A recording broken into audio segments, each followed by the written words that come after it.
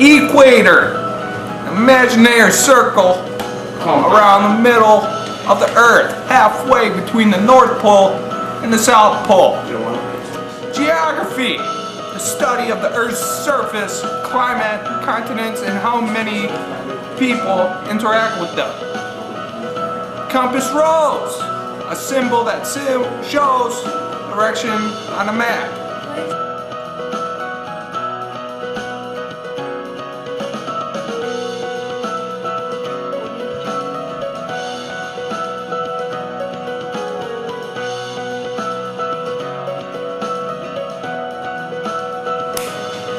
Geographic term.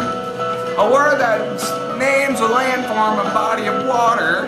Example including bay, sea, peninsula, and island.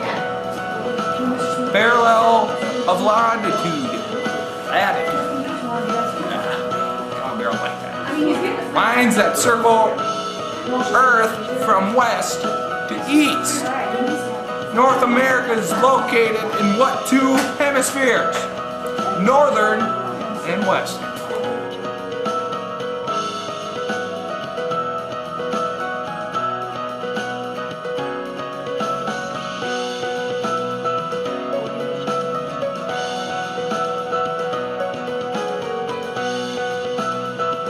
Gulf, an arm of a sea or ocean partly enclosed by land.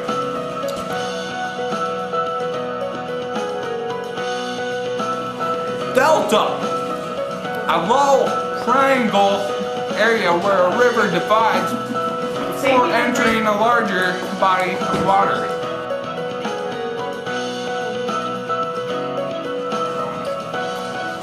Okay. Point of land that extends into a river, lake, or ocean.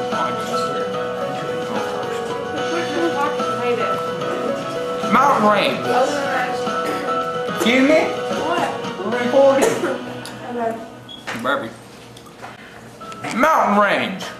A series of continued mountains.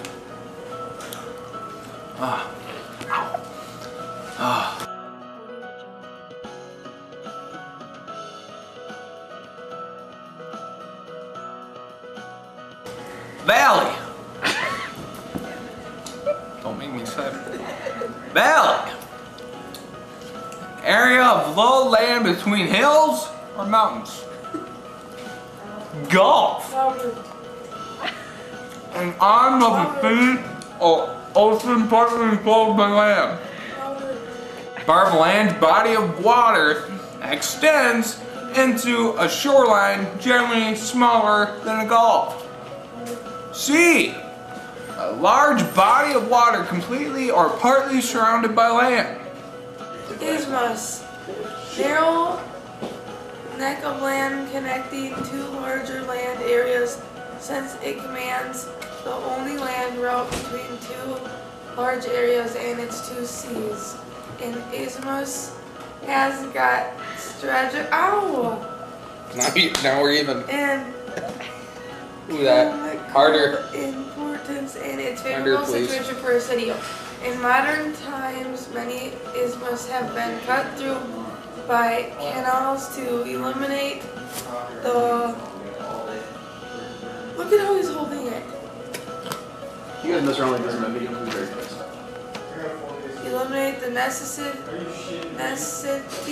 of land transport. The most important isthmus are the Isthmus of Panama, connecting Central and South America, and the Isthmus of Suez. Joining Asia and Africa, canals were dug through both of these. Canals were dug through both of these. The Isthmus of Corinth, between the North Peninsula and central Greece, also has a canal. Peninsulas are formed by weathering and erosion of horizontal layered rocks that have been uplifted by tectonic activity. Variations in ability of resulted from a collision between two tectonic plates about I'll say 55 million years ago. That's a long way. Land buckled up along the seam of collision and formed the Himalaya mountain range. Farther away, the crust uplifted but did not crumble or wrinkle, created instead a raised, flat, and wide open expanse known as roof of the world up here. Like you kids are down here, I'm up here.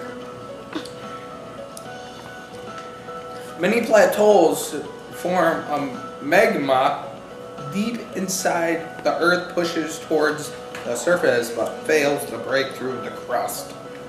Instead, the magma lifts up the large, flat, impenetrable, or that word is, kids, rock above it.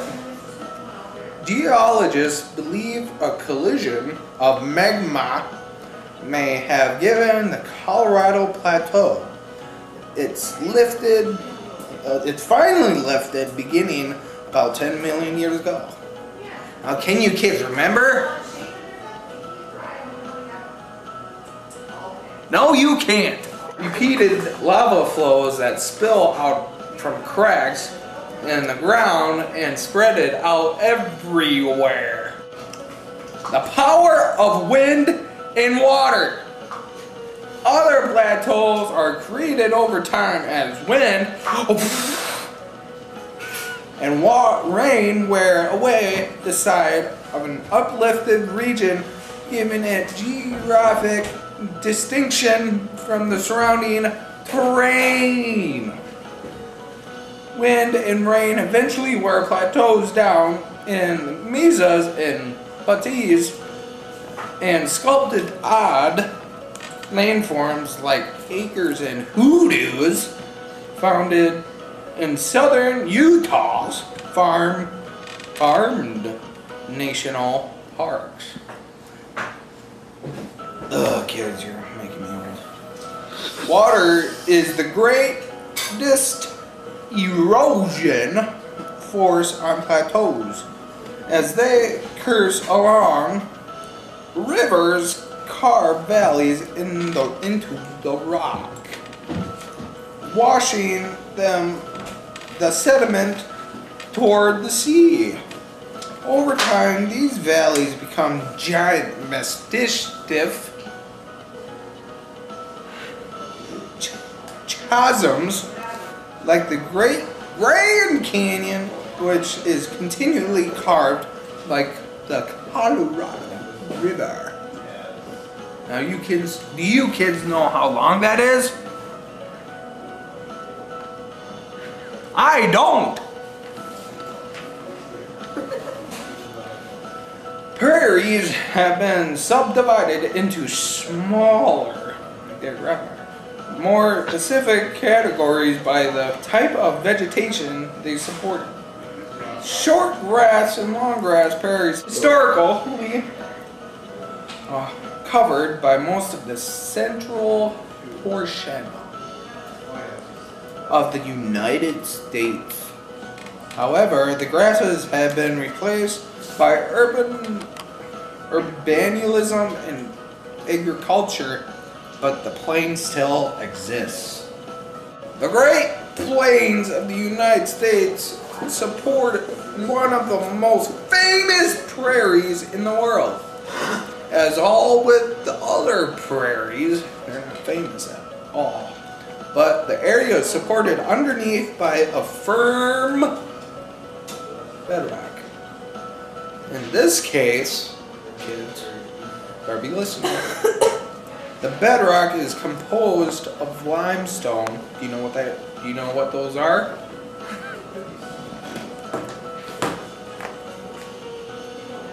I don't know either. Not in front of the camera, right, dog, okay? Jeez, put that away. Limestone deposited by a relatively continuous series of ancient seas that advanced and retreated across America and Canada. Yeah, I'm from there. For millions of years. Dolomite, containing high levels of magnesium, is the primary building block of the bed forms. Different types of rock to resisting weather and erosion. Oh, we already did this.